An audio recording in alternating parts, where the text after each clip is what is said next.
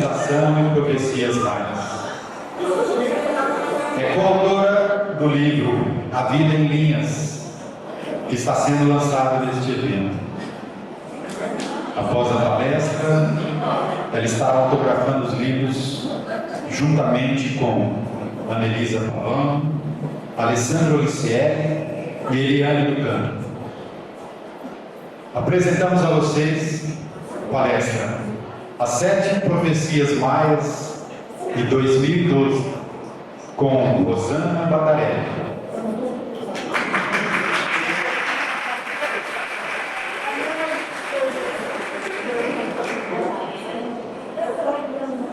Boa noite. É uma enorme satisfação estar aqui hoje participando do terceiro encontro de metafísica promovido pela Ana Guilherme. Nós vamos falar um pouco sobre os maias e tentar explicar alguns aspectos distorcidos sobre essa incrível civilização. Para isso, nós vamos começar falando do que consta nos nossos livros de história, de quando Colombo chegou ao Novo Mundo e o encontrou habitado por homens física e culturalmente diferentes do Velho Mundo. Acreditando ter atingido as Índias, deu-lhes o nome de índios, denominação que permaneceu até hoje. A pergunta é, se Colombo fosse em outro lugar, qual seria a nossa denominação? Bom, o encontro desses homens causou grande sensação. E na época houve mesmo quem negasse que eles pertencessem ao gênero humano, que eles seriam uma espécie de animal. Até hoje procuramos explicar o povoamento da América. Alguns dizem que seriam povoamentos de raças vindas da Fenícia, egípcio, maia e outros povos antigos. E mais recentemente, também filiando a civilização maia à Atlântida, porque alguns registros arqueológicos antigos dos maias fazem algumas referências de que eles teriam vindo de um continente que teria desaparecido após um cataclismo universal. Bom, desde o início foram formuladas muitas respostas a essa pergunta, mas até hoje tudo ainda não passa no terreno das hipóteses. Mas nós podemos dizer que basicamente existem duas teorias. Uma que o homem americano seria originário da própria América, que seriam aborígenes. A outra teoria é de que o homem americano veio de algum outro lugar. Essa teoria está dividida em duas correntes. Uma é da origem única, que o homem americano seria descendente de elementos asiáticos, que em épocas remotas teria chegado à América através das ilhas Aleutas e do Estreito de Bering. Reforçando essa teoria, nós temos as próprias características dos indígenas americanos, ou seja, a cor da pele e a cor e o tipo de cabelo. A outra teoria é chamada de origem múltipla. Essa daí está baseada nos princípios de que tudo gira em torno de raça, língua e cultura. Por quê? Além dos elementos asiáticos, foi encontrada também características vindas da Austrália e da Malaio-Polinésia, que esses elementos teriam vindo através de uma passagem que existiria entre a Austrália, a Antártida e as Terras do Fogo. Essa teoria ela é bastante interessante. Por quê? Ela gira no sentido de que, por exemplo, técnicas de irrigação de solo, uso de calendários, construção das suas cidades, fazia parte de outros povos. Então, que esses elementos da Austrália e asiáticos teriam vindo juntos ou em épocas diferentes. Vocês sabiam que foram feitos estudos no Brasil sobre a origem do homem americano? E aqui pertinho, em Lagoa Santa, em Minas Gerais.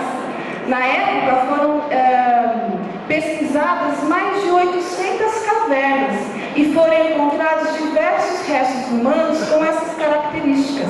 E os mais importantes foram feitos em 1843 nas cavernas do Sumidouro. E eles levaram a denominação de raça da Lagoa Santa. Vocês sabiam disso? Está nos nossos livros de história. Não, né? Na verdade, o Brasil é um imenso sítio arqueológico, mas infelizmente, ou felizmente, pouco valorizado. Significa que nós temos muitas descobertas incríveis a serem feitas ainda no Brasil.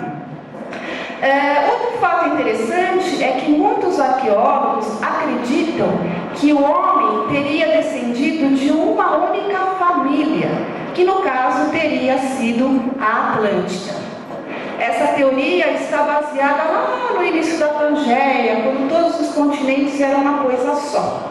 E que ali, naquela região mais central, teria existido uma civilização que, na medida que foi crescendo, foi expandindo seus territórios, povoando áreas mais distantes e levando consigo essas características próprias que foram adaptadas aos seus locais. Com a divisão dos continentes, eles perderam a conexão com essa raça-mãe. Bom, se nós vamos encontrar provas concretas realmente da existência da Atlântida, ainda não sabemos. Quem sabe no futuro aí vamos encontrar algumas dessas provas. Mas hoje o que é inegável é a ligação que existe entre a civilização pré-colombiana e o chamado Velho Mundo, principalmente entre a egípcia e a maia. Eu vou apenas colocar algumas dessas ligações. Por exemplo, todos nós sabemos que a civilização egípcia e a maia dedicaram grande parte do seu tempo ao estudo da astronomia. Os egípcios estudavam, entre outros, os movimentos da estrela Sírius e da constelação de Órion. Os maias também estudavam os movimentos da estrela Sírius, mas estavam mais interessados na constelação das Pleiades. Ambos possuíam também braquicefalia exagerada. O que é isso? É aquele crânio em forma de ovo, arredondadinho para trás, né? Aquela característica bem egípcia também era uma característica maia. Aliás, dos povos pré-colombianos, os maias eram os que mais características asiáticas apresentavam. Próximo. Outro ponto comum é o fato de que ambas construíram pirâmides. E em 1947, nas selvas do estado de Chiapas, foi encontrada essa daí, chamada de o Templo das Inscrições. Essa descoberta foi muito importante, porque antes existia uma diferença básica entre as pirâmides maias e as egípcias. As egípcias eram consideradas tumbas, porque haviam sido encontrados restos dos seus soberanos. Já as maias eram consideradas templos, porque não havia sido encontrados restos dos seus soberanos. Mas no Templo das Inscrições foi encontrada uma tumba que pertenceu ao 11º rei sacerdote da dinastia de Palenque, chamado de Pakal Votan, ou Pakal o Grande. Este achado uniu ainda mais essas duas civilizações. Por estes e outros motivos é que levam a crer que ambas civilizações tenham descendido de uma mesma civilização mãe, no caso, a Atlântida. Bom, os maias, eles não foram simples índios. Eles construíram magníficas pirâmides e outras construções e também cidades maravilhosas. Dentre estas, nós vamos citar o Observatório do Caracol. Olha que interessante, muito parecido com os nossos atuais observatórios, não é? Se vocês observarem na parte superior, ou o que sobrou dela, da abóbada, vocês vão ver algumas janelinhas. Essas janelinhas, elas eram voltadas especificamente para Vênus, Marte, Júpiter, a estrela Sírius e Vênus. Ou seja, em determinadas épocas do ano, esses astros coincidiam com essas aberturas e aí eles faziam determinados cálculos. Nós observamos isso também em algumas construções egípcias, né? Na verdade, os maias eles desenvolveram a aritmética de modo que permitiu que eles realizassem cálculos astronômicos com uma exatidão admirável. Provavelmente eles conheciam os movimentos de todos os planetas do nosso sistema solar. foi aquela da Península do Yucatán, Honduras e da Guatemala. Porque os maias, eles se dividiam em um grande número de pequenos reinos. Eles praticavam a agricultura, o seu principal produto era o milho, mas eles também plantavam vários tubérculos e o cacau, não é? Então nós devemos o nosso delicioso chocolate aos maias. Mas a cultura maia, ela se revela mais no terreno intelectual e ela só começou a ser estudada mais profundamente a partir da primeira metade do século XIX, que foi quando eles encontraram as suas primeiras ruínas. Próximo. E a que mais chama a atenção até hoje é Chichén Itzá, lá em Cancún. Chichén Itzá é uma cidade bastante interessante porque ela foi abandonada sem razões conhecidas. E ela foi reocupada depois por volta do ano 1000. Com isso, os nossos historiadores dizem que a civilização maia foi dividida em dois grandes períodos, o Antigo e o Novo Império.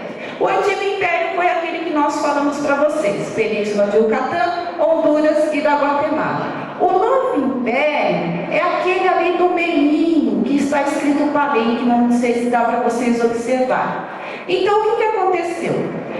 Não se sabe por quê. Os maias, eles abandonaram essas cidades, principalmente a da Península de Yucatán, que é da Chichén Itzá, e apenas um pequeno grupo se dirigiu para Palenque. Palenque é onde está o templo das inscrições que nós acabamos de mostrar para vocês. A questão é o seguinte: existiam centenas de maias. Um pequeno número foi para Palenque. O que aconteceu com os outros maias? O que é interessante é que não há indícios de que houve enterros em massa. Então eles não morreram. Onde eles foram parar ainda é um mistério. Bom, aqui nós vamos fazer uma colocação muito importante.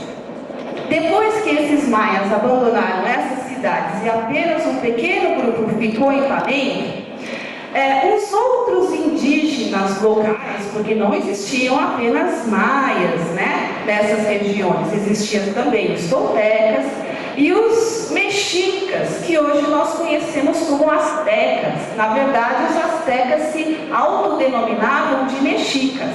E aí eles levaram a denominação de asteca e depois voltou, né, dando a origem aos mexicanos. Esses indígenas locais, eles trocavam conhecimentos com os maias. Na verdade, eles tinham os maias como deuses, porque o conceito de Deus é alguém que é superior a você. Os maias eram muito superiores tecnológica e evolutivamente, mas eles ajudavam esses indígenas locais.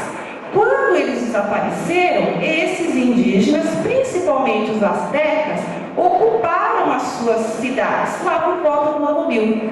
E aí o que aconteceu? Eles queriam que esses deuses voltassem para continuar passando os seus conhecimentos. Os astecas eram um povo bastante briguento, né? Eles arrumaram confusão com quase todo mundo. E eles tinham na sua cultura a questão dos sacrifícios humanos, assim como outras culturas. Na Bíblia também está escrito sacrifícios humanos, não é? Não faziam sacrifícios dos seus primogênitos, mas a má fama só ficou mesmo nessa região. Bom, os astecas reocuparam as suas cidades. Queriam que os seus deuses voltassem. O meio que eles tinham para isso era fazer oferendas. As oferendas mais preciosas que eles tinham eram os sacrifícios humanos. Eles faziam sacrifícios para que esses deuses maias retornassem. É claro que eles não retornaram. Só que o que acontece? Quando nós mudamos de casa para uma nova casa, o que nós fazemos? Nós redecoramos essa casa ao nosso gosto, né? Se a casa é amarela, a gente pinta de verde, de azul, com florzinha, sem florzinha. Quando os astecas chegaram lá, eles também começaram a redecorar os seus templos e outras construções. Ou seja, começaram a deixar imagens do que eles faziam para que seus deuses voltassem. Então, se vocês forem nessas regiões, vocês vão encontrar, sim, pinturas de sacrifícios humanos, mas não foram feitos pelos maias originais ou clássicos, mas sim pelos outros povos que ocuparam essa região. Então, os maias verdadeiros, eles jamais fizeram sacrifícios humanos. Os maias eram exímios matemáticos. Como o nosso amigo Teodoro acabou de colocar aqui, é como se pedisse para um físico matemático acreditar que fazer sacrifícios humanos faria uma ligação com Deus, né? Bom, aí o que aconteceu? Esses maias sumiram, os astecas ocuparam suas cidades. E aí lá por volta de 1519, quem chegou aqui? Hernán Cortés, né? E aí Hernán Cortés e seus camaradas começaram a dizimar aquela população. Quem Hernán Cortés matou e dizimou? Os astecas e não os maias. Lembra de Montezuma, que a gente estudou na escola? Montezuma era asteca, Montezuma não era maia, tá? Então, todo aquele sacrifício dos espanhóis foram para o povo asteca.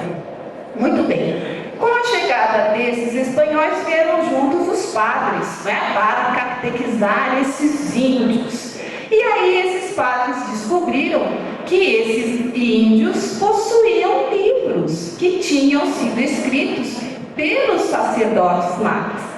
A gente não sabe o que eles leram lá, o que eles encontraram, mas ficaram muito temerosos e não queriam a divulgação daquela cultura. Na época, o bispo ordenou a apreensão e a queima de centenas de volumes de livro.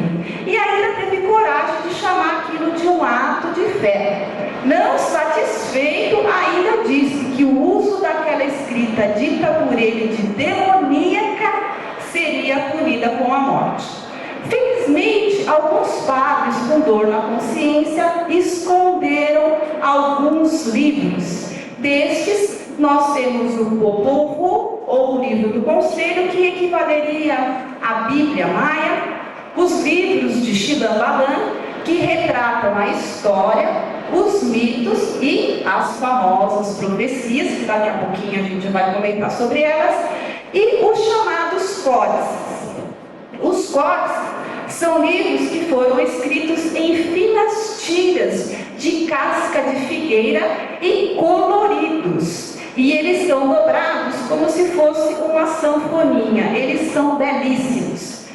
Esses códices levam os nomes das cidades onde eles residem. O Dresden da Alemanha, na cidade de Dresden, o de Paris na França, o de Madrid na Espanha, e somente o último códice, o Grolier, que foi encontrado recentemente, em 1965, numa gruta mexicana, está em poderio do México. Bom, os maias, como nós colocamos, foram uma brilhante civilização que chamam a nossa atenção até hoje por dois motivos. A sua origem e o seu destino ainda são um mistério, não é? Do seu destino nós apenas sabemos que eles desapareceram. Eles simplesmente sumiram do continente americano, sendo a mais extraordinária civilização pré-colombiana. Hoje, são considerados pelos pesquisadores como um povo de cultura superior ou o dito civilizado. Infelizmente, nós costumamos nos referir às culturas ou civilizações antigas como se fossem primitivas. Ah, mas os maias estavam longe disso. Vamos saber um pouquinho por quê? Vocês sabiam que os maias construíram as suas cidades com pedras, né? Imensos blocos de cimento calcário. Bom, então eles sabiam retirar as pedras e esculpi-las. Mas eles também sabiam como uni-las. Os maias desenvolveram uma espécie de cimento, e a gente acha que o cimento é moderno, não é? Bom, o que eles faziam? Eles pegavam a pedra calcária, que é relativamente mole em relação às outras, fabricavam uma espécie de alto forno e deixavam lá o calcário cozinhando por 36 a 48 horas. Depois desse tempo, o calcário, ele fica tão ressequido que ele se torna aquilo que se chama escória. Aí eles pegavam essa escória, batiam até transformar num pozinho. Com esse pozinho, eles acrescentavam água e eles obtinham argamassa, gesso e concreto. Que beleza, né?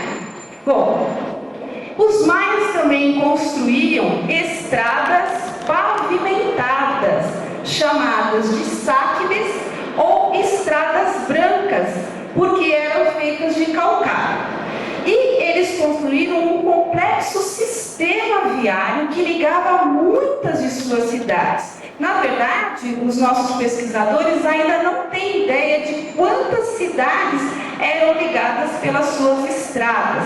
E algumas chegavam até mais de 100 quilômetros de extensão. E elas foram uma maravilha da engenharia. Primeiro eles construíam uma vala, o primeiro slide lá de cima. Construíam essa vala, depois eles, de cada lado delas, construíam ou erguiam um muro de 2 metros de altura de pedras. Sobre eles, no terceiro slide, eles punham uma camada de 50 centímetros de pedra e cimento.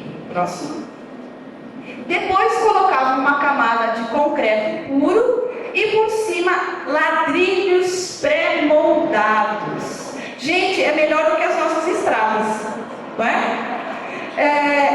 Em Yucatán, umas das suas sáquides, elas ofereciam um terreno plano.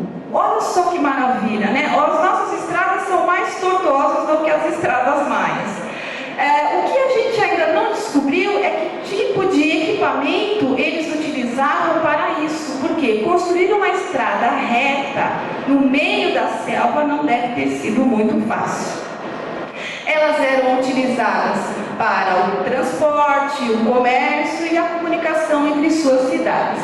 Só que o que chama a atenção é o seguinte: os maias, até onde se sabe, eles não utilizavam animais de carga e também não utilizavam veículos que utilizassem roda. Eles tinham sim o conceito de roda, mas não foi encontrado nada. A grande pergunta é o seguinte: por que eles construíram estradas tão bem estruturadas para apenas caminhar? O que será que eles faziam com essas estradas? Ainda é um mistério. Bom, os maias não ficaram famosos por construírem pontes, não é? Mesmo porque as suas cidades eram cercadas de terra, ou seja, no meio da selva. Exceto por esta daqui, que pode ter sido construída na cidade de Yaxilán. Seria assim os maias os também primeiros engenheiros civis da América? Bom, essa foto aqui que vocês estão vendo, ela foi encontrada lá no rio Sumancita, na cidade de Yaxilán, e é um grande mistério. Ela foi tirada na época que o rio está baixo. Então esse monte de pedra e concreto, ele tem 10 metros de diâmetro e 3,5 metros de altura. E alguns acreditam que é o resto do pilar de uma ponte que teria sido construída. Sendo assim, uma ponte suspensa sobre o rio Usumancita. Essa ponte teria sido construída da seguinte maneira: eles construíam um cilindro de pedras e recheavam de concreto e areia. Assim eles foram construindo os pilares da ponte. Na parte de cima, eles teriam utilizado corda feita de canho para fazer então a colocação das tábuas de madeira para uni-las. Um arqui-engenheiro foi pesquisar os restos dessa possível ponte. Aí o que ele fez? Ele juntou todos os dados do local e juntou num computador para fazer uma recriação dessa ponte e ver se a estrutura dela seria possível. E qual foi a surpresa dele? Que sim, seria possível a construção dessa ponte. E ela teria 91 metros de extensão, sendo assim a mais longa ponte suspensa no mundo antigo. Qual o objetivo dela? Unir as duas margens. Por quê? Por 6 meses o rio ficava cheio e aí dificultava então a comunicação dos dois lados. fenômeno bastante interessante é o que ocorre na quadra de um jogo de poque-tapoque. Bom, a arquitetura dessa quadra, ela produz um interessante fenômeno acústico. Se nós sussurrarmos num canto da quadra, nós poderemos ser ouvidos a 150 metros de distância no lado oposto. Aí vocês vão falar assim para mim, tudo bem, mas esse fenômeno acústico ocorre em muitas partes do mundo, em muitos tipos de construções, né? Qual é a grande novidade aí? Muito bem, esse tipo de fenômeno, ele ocorre sempre num teto abobadado. Só que, como vocês estão vendo, a quadra não possui paredes curvas, muito menos teto, não é? A quadra é aberta. E o fenômeno ocorre independente de clima, vento ou hora do dia. Também é um grande mistério. Mas, na verdade, o grande enigma é por que eles construíram isso para produzir esses fenômenos acústicos? Algum objetivo com certeza tinha, só que ainda nós não sabemos. Bom, outra maravilha da engenharia maia é que eles construíram aquedutos. Construíram através da utilização novamente de pedras calcárias. E a construção desses aquedutos que canalizavam a sua água foi tão eficiente que lembra os nossos encanamentos das nossas atuais cidades. E quando a gente vai lá para o meio do mato, a gente fala, mas lá não tem encanamento? Pois é, vai para uma cidade maia que você vai encontrar também água corrente. Os maias faziam com que seus aquedutos atravessassem inclusive colinas acima, porque eles utilizavam a pressão da água, e os aquedutos, eles conforme iam se aproximando dos edifícios, iam ficando mais estreitos, e a água ganhava força e chegava nos edifícios. Então, gente, os maias possuíam água corrente, né? E eram tudo indígenas. Muito bem. Até onde se sabe, os maias também foram os primeiros no mundo a utilizar a borracha no seu estado natural. Eu vou apenas citar alguns dos usos que eu acho mais interessantes. Por exemplo, quando você tira lá, colhe aquela melequinha da árvore, ela é grudenta, não é? Aí o que eles faziam? Pegavam essa seiva grudenta e utilizavam como cola. Não era lá grande coisa, mas servia para dar uma coladinha. Outra utilização muito interessante é que eles pegavam essa cola grudenta e espalhavam sobre um tecido. Quando o tecido secava, ele ficava impermeabilizado. Os maias inventaram a capa de chuva. Bom, outro uso muito interessante é que eles pegavam essa borracha natural, colocavam num recipiente, mergulhavam a sola dos pés, levantavam, esperavam secar e eles tinham uma proteção da sola dos pés. Então, os maias inventaram a bota de borracha.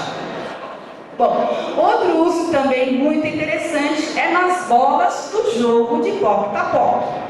Num dos estudos arqueológicos, encontraram várias dessas bolas e eles foram pesquisadas. Elas pesavam 4,5 kg, eram feitas de borracha. Aí o que eles descobriram? Que as bolas do jogo de poque-tapoque quicavam. Aí vocês vão falar assim, grande coisa, qualquer bola quica. Pois é, né? Só que a borracha no estado natural não quica. Ela só quica depois que passa por um processo chamado de vulcanização.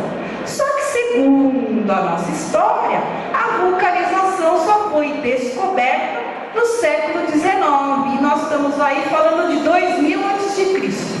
Então, os maias conheciam e utilizavam o processo de vulcanização.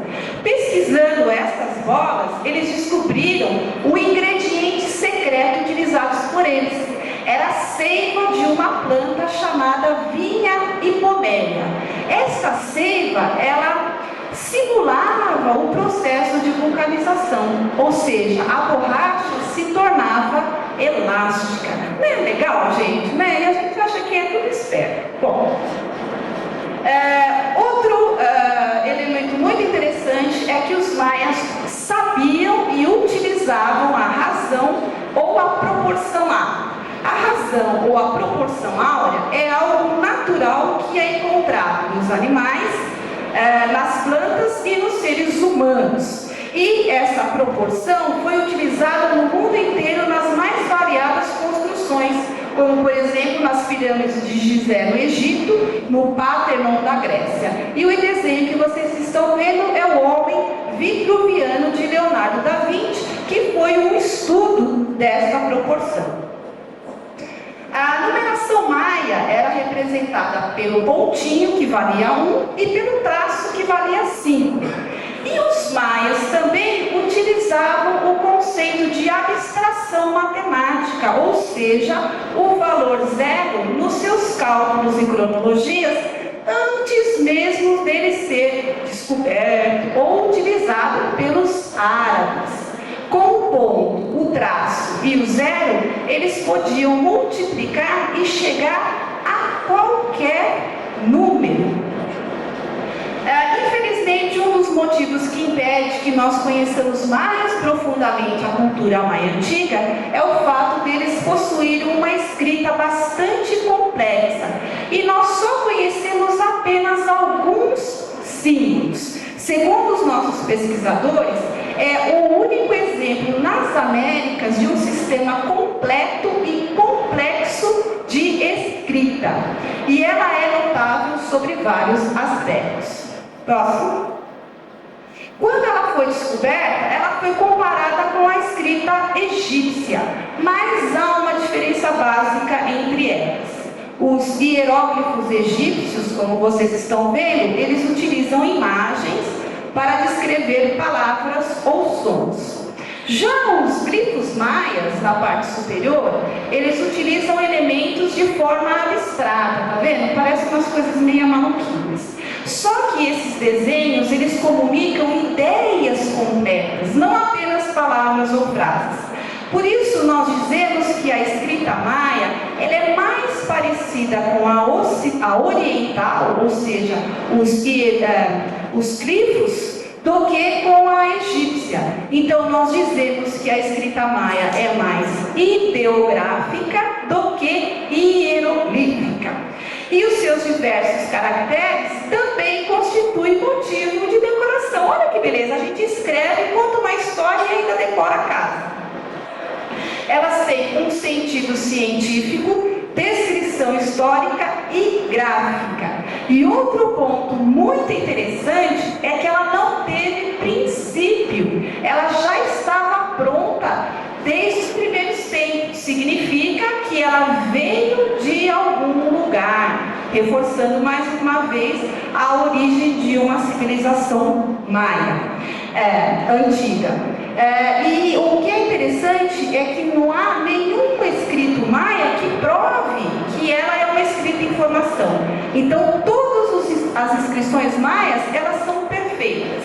Existe sim aqueles desenhos mais simples, mas isso não quer dizer que sejam primitivos. Muito pelo contrário. Por quê? A simplicidade é fruto de evolução sistemática e consciente. A passagem dos tempos, os aprendizados e as experiências é que nos levam a entender a necessidade de tudo simplificar. E hoje a gente gosta de complicar, né? Bom, as ruínas maias, como vocês estão vendo, estão repletas dos mais variados símbolos. E outra coisa que é interessante é que ela não possui chaves conhecidas no mundo. Elas são únicas. Os escritos maias, eles se compõem de agregados de pequenos símbolos de forma quadrada com os cantinhos arredondados. Eles parecem pequenos eixos, né? Aqui do lado vocês podem ver a numeração, a barrinha e os pontinhos. E assim eles contavam a sua história. Infelizmente, essa complexidade toda dificulta a sua decodificação. Os avanços mais significativos foram feitos praticamente recentemente, mas infelizmente a maioria vai permanecer ainda indecifrável. Próximo.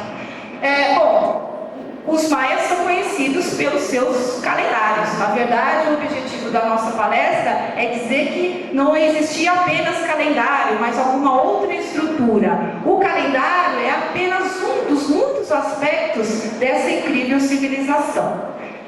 Bom, os maias, eles desenvolveram simplesmente o melhor calendário existente no mundo até hoje. Vocês sabiam que o Wahab, que é o nosso calendário solar de 365 dias que nós utilizamos hoje, o dos maias é 0,4 segundos ainda mais preciso. E nós achamos que conhecemos tudo. Mas os maias não tinham apenas um calendário, eles tinham pelo menos 19 diferentes tipos de calendários. Só que todos eram baseados no sistema análogo, ou seja, pontos de observação no céu diferentes, o Sol, a Lua, as estrelas, Vênus e etc., mas todos podiam ser utilizados como engrenagens de um mesmo mecanismo. Por isso, eles levaram a denominação de engenheiros sincronizadores do tempo, porque eles registraram a natureza precisa dos diversos ciclos de tempo, da Terra, do Sol, da Lua e das Pleiades, porque eles já tinham a noção de que a Terra e o Sistema Solar faz parte de um complexo de galáxias. Para os maias, os calendários serviam para, por exemplo, na agricultura, saber a época de plantio e de colheita, na política, para algumas cobranças de impostos, para datas religiosas, mas também era utilizado para prever a vida, porque os ciclos sempre se repetem. Se vocês estiverem aqui amanhã, vocês vão ter a oportunidade de saber um pouco mais como que os ciclos se repetem na palestra da Ana Elisa. E se vocês se interessarem, é só adquirir o nosso livrinho, porque lá nós explicamos como os ciclos se repetem. Bom, os maias, para eles, o tempo sempre significou uma passagem do tempo. E o calendário era um instrumento que media o tempo. Nós chamamos um período de luz e escuridão de dia. Eles chamavam de Kim. Os meses para eles chamavam-se de Winais. E o ano era chamado de Tu. Bom, hoje, infelizmente, nós ainda temos montes cobertos de árvores que, na verdade, podem esconder grandes civilizações perdidas e intocadas dos mares. De repente, as respostas de todos esses mistérios maias podem estar debaixo dos nossos pés, não é? Lá no mistério que se encontra enterrado naquelas terras. Só que aí nós vamos fazer uma observação. Isto também se aplica à nossa Amazônia. Os códices maias, o que mais chama a atenção é o Códice de Dresden. E nós vamos conversar um pouquinho sobre ele. Ele foi traduzido ou decodificado em 1880 na Alemanha. E foi através desta decodificação que permitiu aos arqueólogos do mundo inteiro traduzir muitas das inscrições encontradas nas ruínas e nos artefatos maias. Mas o que é interessante é que no Códice Dresden descobriu-se detalhadas tabelas de eclipse do Sol e da Lua e de outros fenômenos astronômicos. Próximo. No Códice Dresden também foi encontrado um calendário, não poderia deixar de ser. Esse calendário foi chamado por eles de o nascimento de Vênus, consequentemente baseado nos movimentos do planeta Vênus. O nascimento de Vênus tinha dias, os 15, só que os meses do nascimento de Vênus tinham 20 dias, por isso eles se chamavam de vinais. Os anos, os tons, de 360 dias. E eles também tinham aquilo que era denominado de longa contagem de tempo. A longa contagem de tempo de 7.200 dias, ou 20 anos, o chamado Catum, e de 144 mil dias, ou 400 anos, chamado também de Bactum. Vale lembrar aí que o 144 mil é um número danadinho que aparece aí em algumas outras situações, inclusive na Bíblia, o Apocalipse. Para os maias, 144 mil junto com o número 13 seria a medida maia básica de tempo para toda a galáxia, ou o ciclo que permitiria sentirmos os movimentos do sistema solar ao redor da galáxia, ou ainda o tempo que uma civilização levaria para existir. Os maias, eles denominaram o início da contagem do calendário de nascimento de Vênus na data de 10 de agosto de 3113 a.C. Aí aqui a gente precisa fazer uma observação. Está lá escrito no Códice Dresden, 10 de agosto de 3113 a.C.?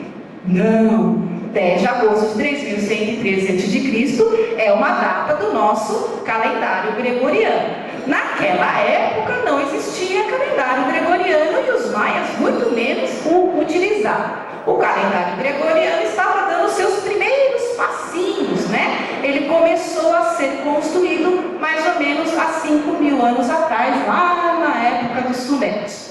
Muito bem, aí vocês vão falar, tá, e como que você chegou a essa data? Porque no nascimento de Vênus tem algumas marcações astronômicas.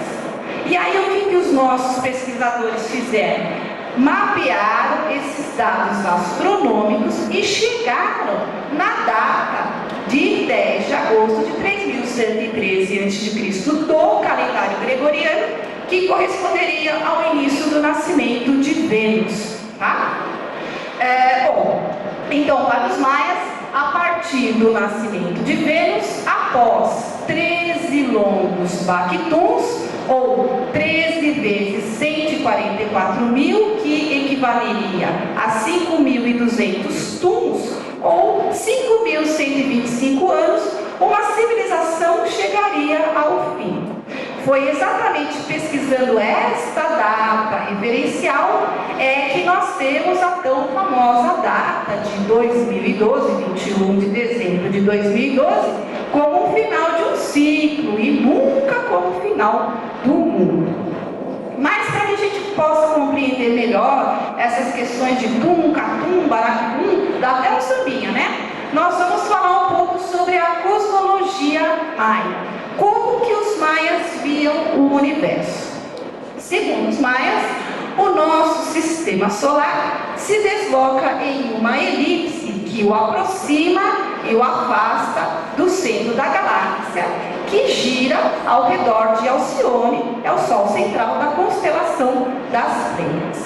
Esse giro ao redor de Alcione leva aproximadamente 26 mil tuns, ou 25.625 anos para os maias. Os egípcios falavam que era 25.920 anos. Mas o lance do 26 é relativo ao ano do nascimento de Vênus, que possui 360 dias.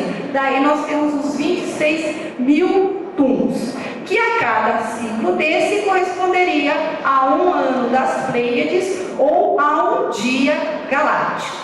Segundo os maias, esse ciclo era dividido em 2 períodos.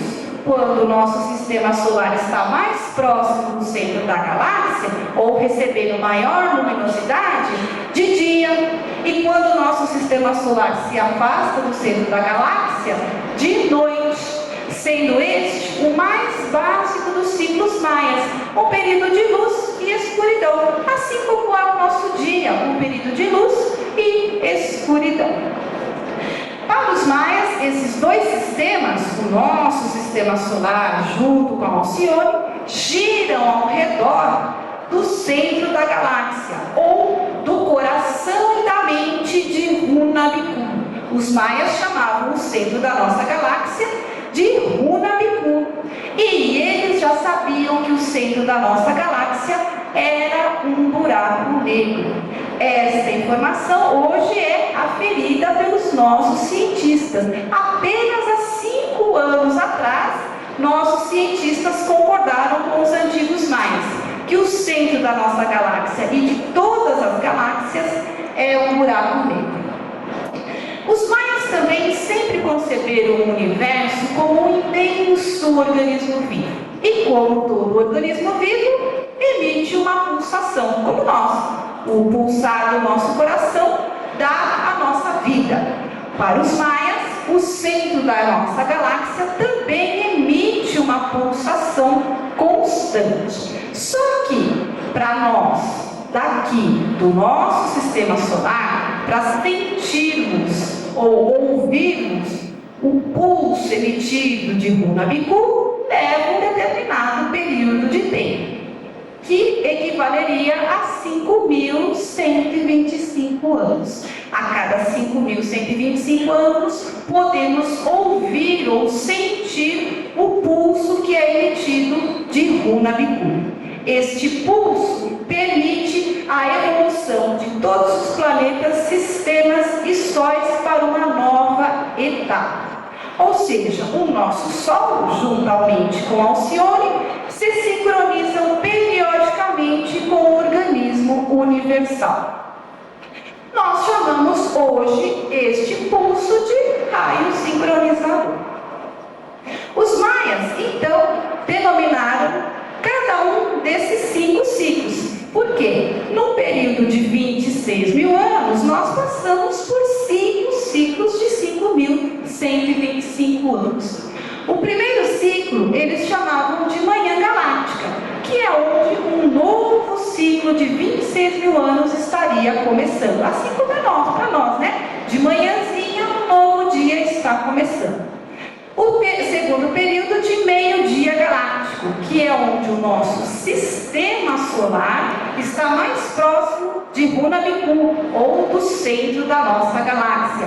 Aqui para nós, meio-dia é a máxima iluminação do nosso Sol. O terceiro ciclo de tarde galáctica, que é onde o nosso sistema solar começa a se afastar do centro da galáxia. O quarto período de noite galáctica, que é onde o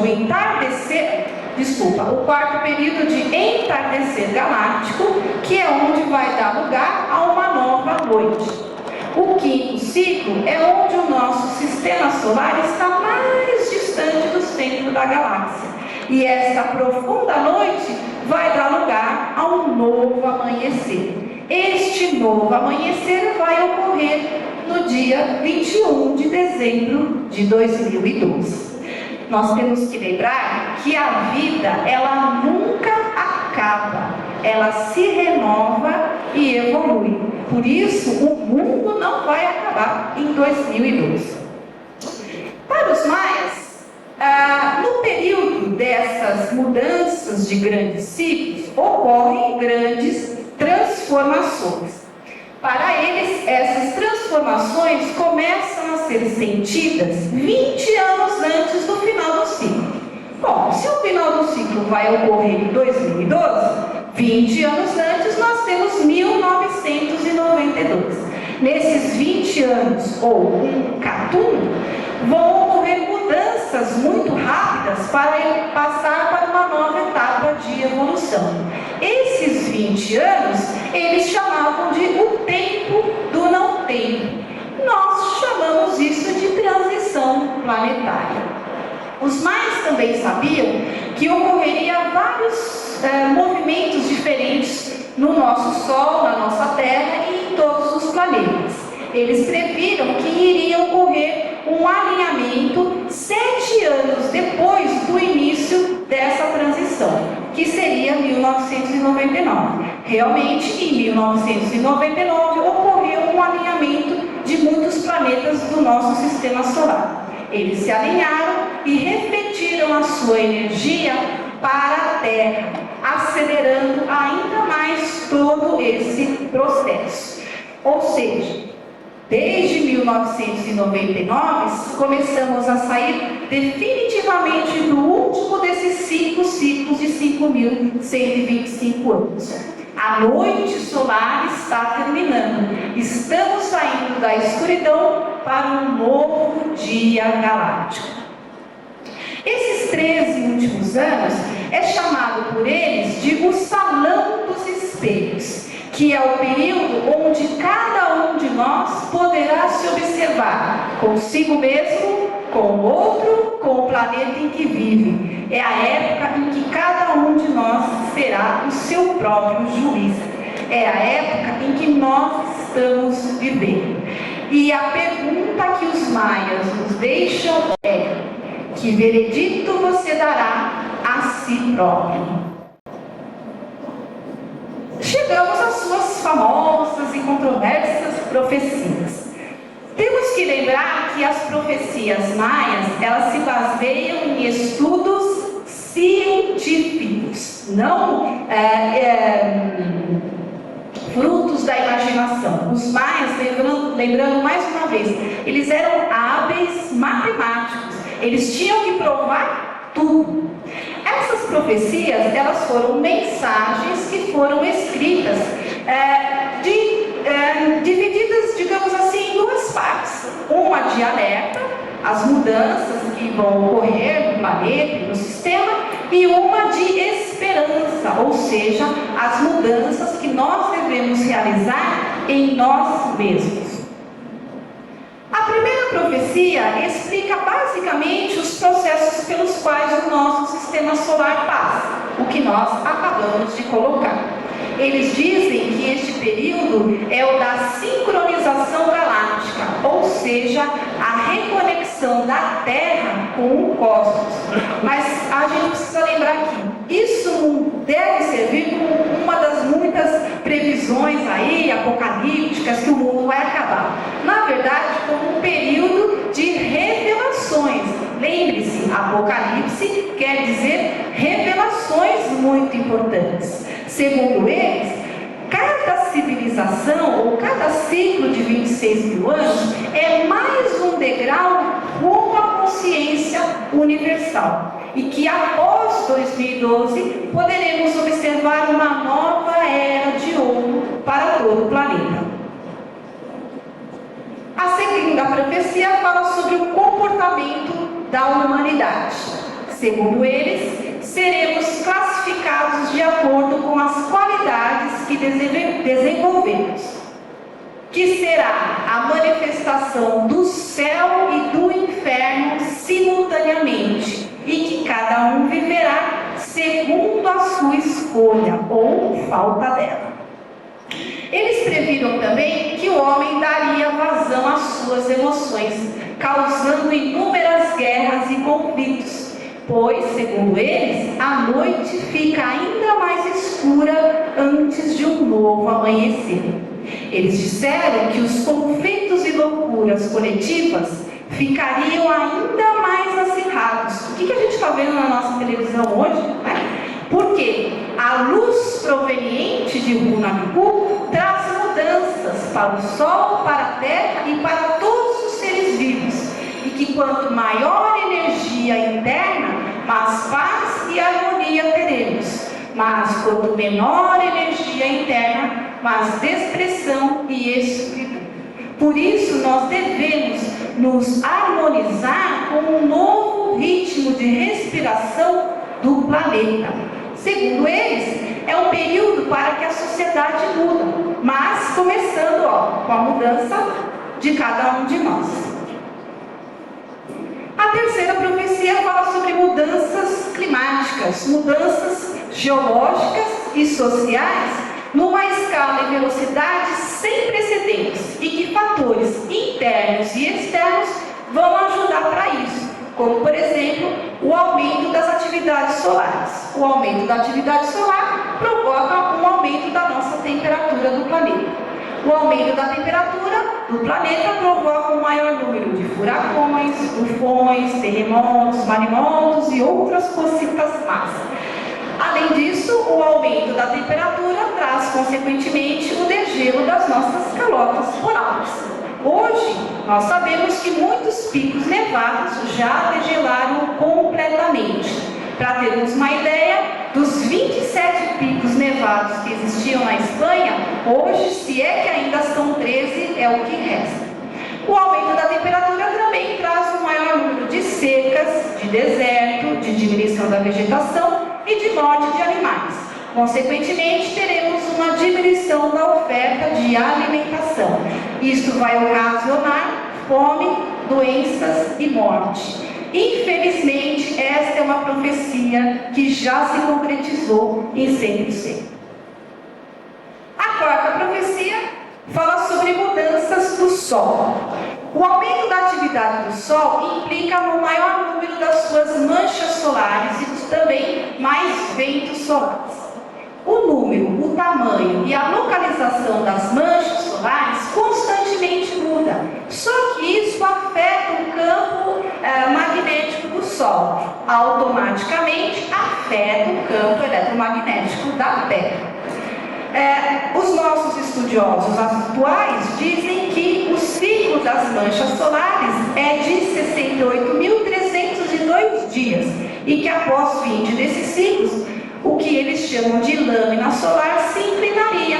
E aí a Terra tentaria acompanhar essa inclinação. E quando isso acontecer, teremos catástrofes de dimensões gigantescas.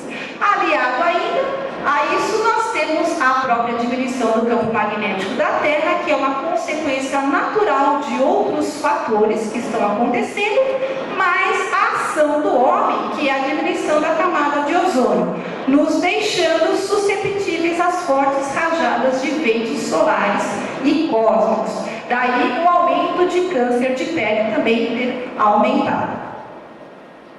A quinta profecia fala sobre as mudanças do sistema econômico e social. Eles falam uma coisa muito bonita. Eles dizem que todos os sistemas baseados no medo deixarão de existir. E que com o aumento já citado aquecimento do Sol, vai ainda agitar toda essa situação. Por quê? Vai interferir nas nossas comunicações globais via satélites e a espinha dorsal das nossas atividades modernas, ou seja, as nossas redes elétricas. Os ventos solares, eles vão confundir, gerar erros e danificar muitos desses sistemas. A gente vai no banco e o sistema caiu. Está na internet, o sistema caiu. Isso está ligado à nossa atividade solar. Daí nós teremos um mundo com escassez de alimento, falta de energia e caos econômico. Que beleza, né? E caminhamos a passos largos para essa profecia. Próximo. A sexta fala de sinais do céu. Segundo eles, corpos celestes se aproximarão da Terra e poderão colocar em risco a existência da humanidade.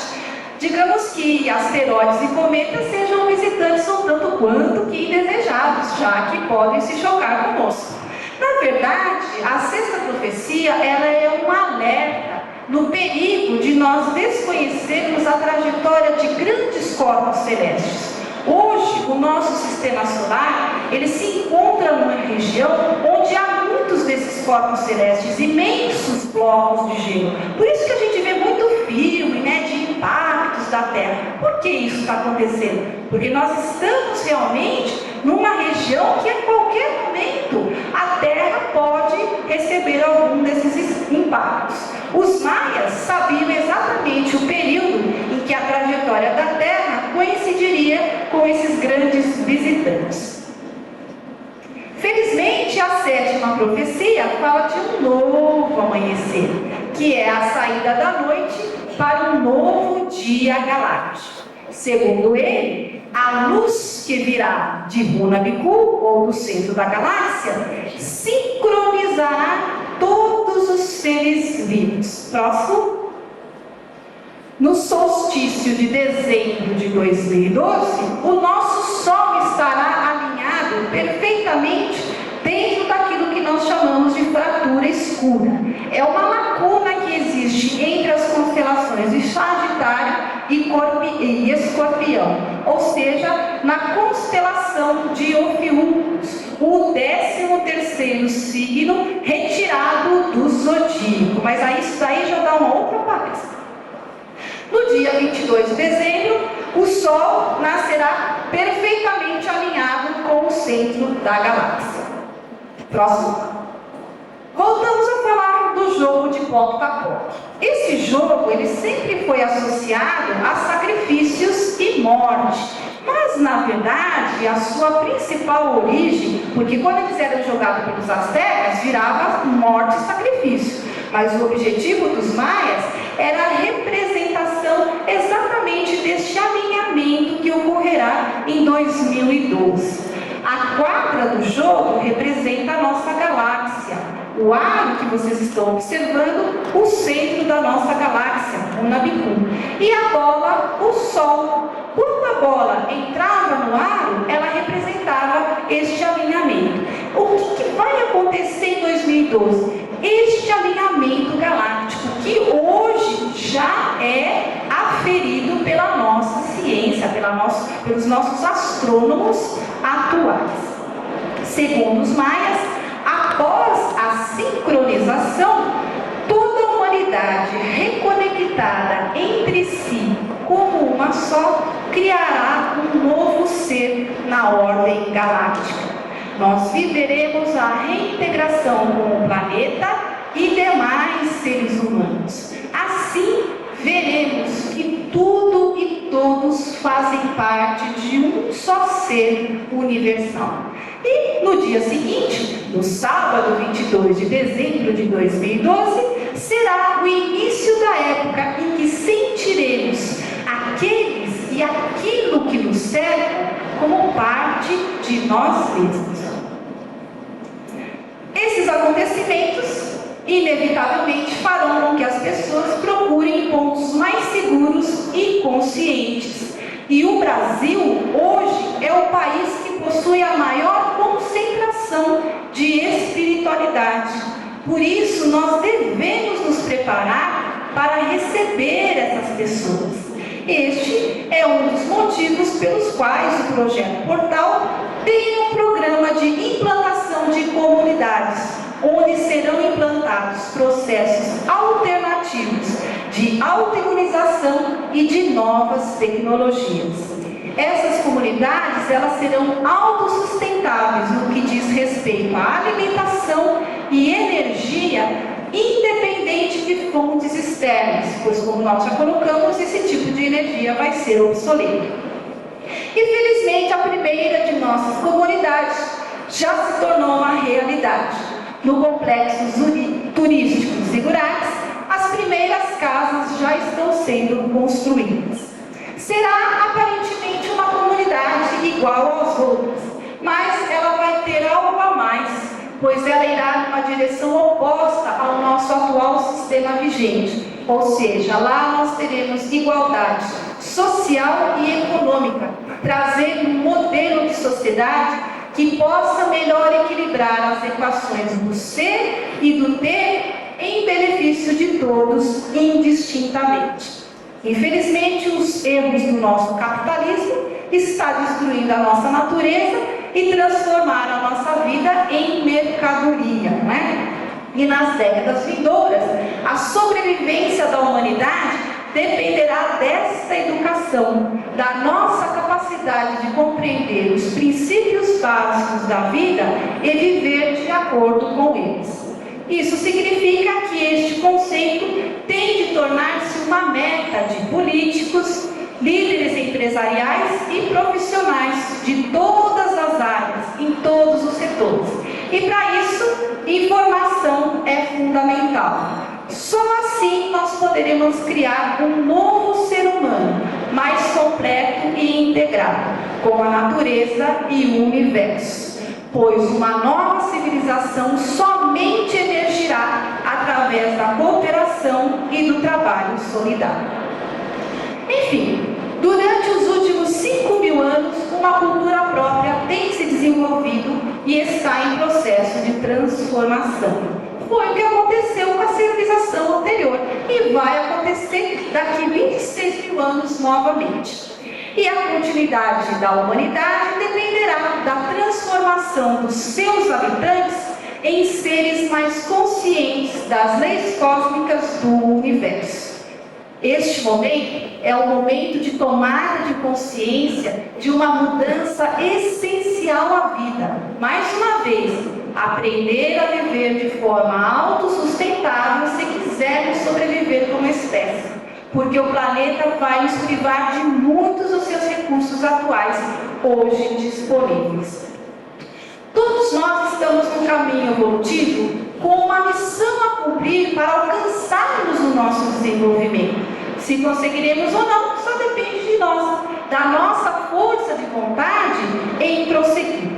Se nós buscarmos uma unificação de pensamentos e uma elevação consciencial através de ações conjuntas como esta, aí sim a humanidade poderá obter essa tão esperada evolução, ameaçada hoje pela própria pobreza vibracional dos seres humanos. Próximo.